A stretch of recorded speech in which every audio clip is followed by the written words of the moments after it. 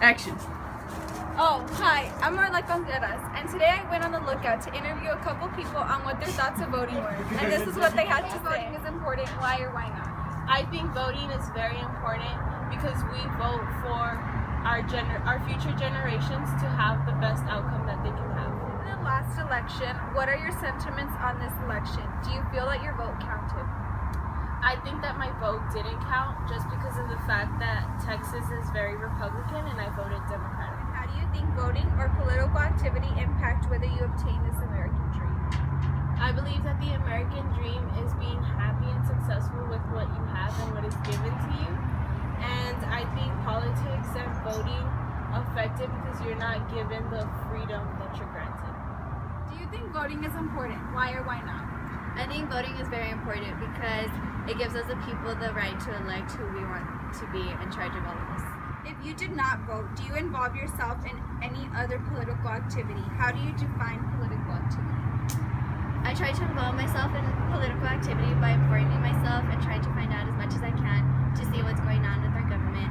And I define political activity as anything that has to do with our government, whether it be our president or any of the branches of our government. What does the American dream mean to you, and how do you think voting or political activity impact whether you obtain your American dream?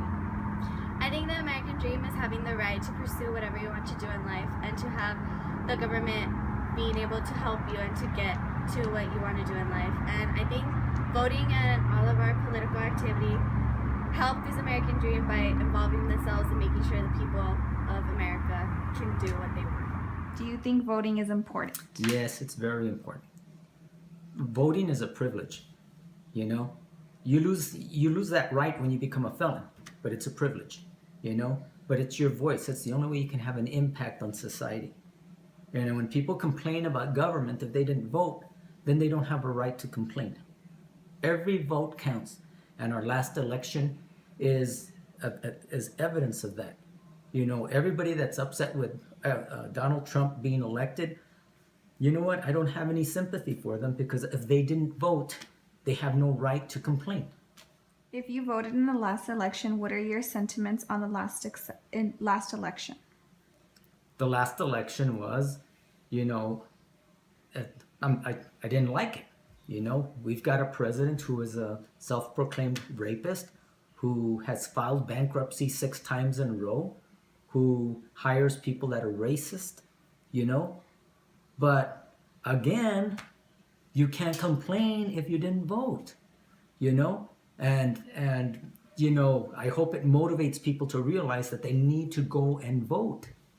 Do you feel that your vote counted? Yes, because my vote was part of the popular vote. My candidate won by 3 million votes. But the way it's structured in this government, you know, in our political system, in our electoral college, you have to make every vote count. And if you're not going to make the effort, then don't complain.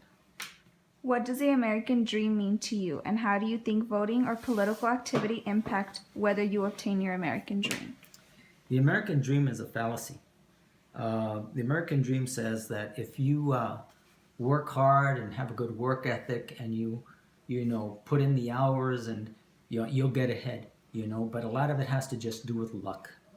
You know, it just has a lot to do with luck. There are a lot of good people that have worked hard to build their businesses and lose them over and over and over again. You can see it in restaurants around town and stuff like that, you know. But, you know, it's just the American dream is skewed. If you're rich and have position and have contacts, you have the American dream. Very rarely there's a guy rise from the ashes and become a billionaire. Mark Cuban is one of those people that lived the American dream.